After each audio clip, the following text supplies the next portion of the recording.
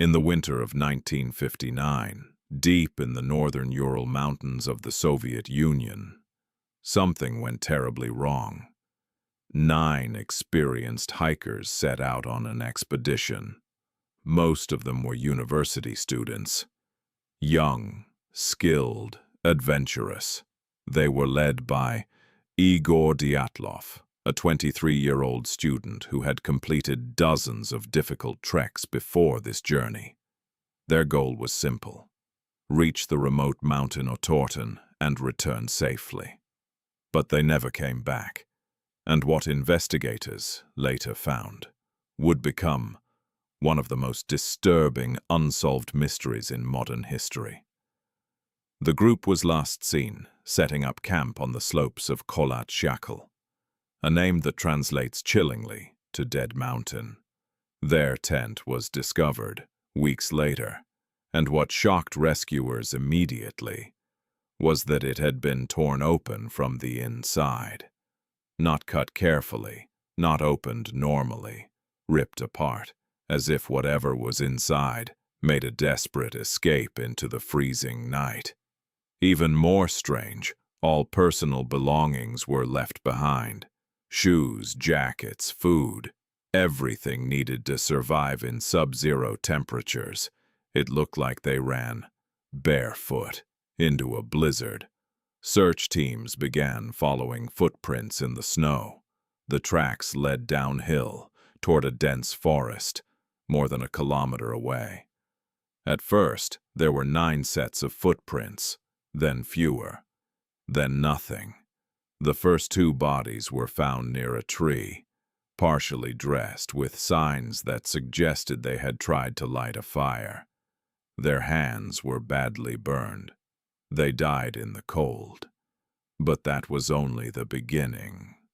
Further into the forest, 3 more bodies were discovered. These victims showed no external injuries, but autopsies revealed something strange. They had died from hypothermia. And yet, their final actions made no sense. One of them was found with pieces of clothing cut from others, as if they were trying to survive together in desperation. The final 4 victims were not found until spring, when the snow melted, and what investigators discovered turned confusion into horror. These 4 had suffered catastrophic injuries. One had a fractured skull, another had broken ribs so severe it was compared to a car crash. But here is the impossible part. There were no external wounds, no signs of struggle, no signs of an avalanche crushing them, just internal destruction. So what happened on that mountain? Over the decades, theories have multiplied. Some say an avalanche forced them to flee in panic, but experts argue the tent location and conditions do not match avalanche behavior. Others suggest military testing, secret weapons, sonic blasts, infrasound causing panic and hallucinations. Some even propose more extreme ideas: UFO sightings or encounters with unknown forces in the wilderness. But none of these theories fully explain everything.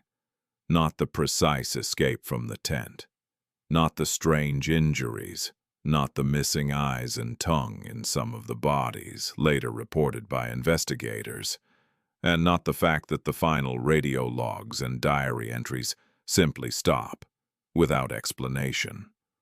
One detail continues to haunt investigators.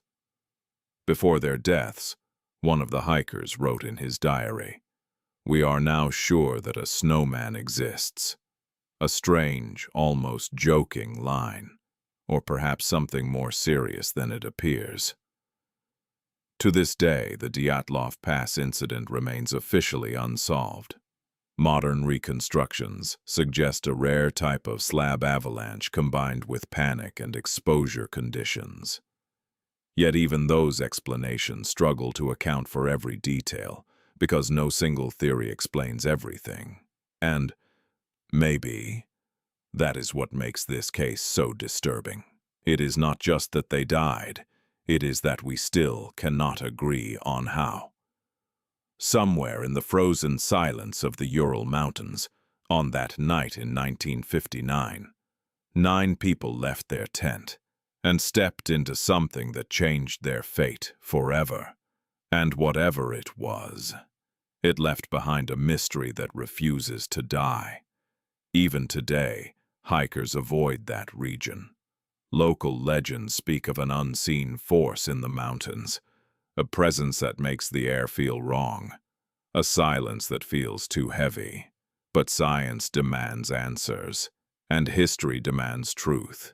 Yet all we are left with is snow, silence, and questions that echo through time. The Dyatlov Pass incident is not just a story of survival gone wrong.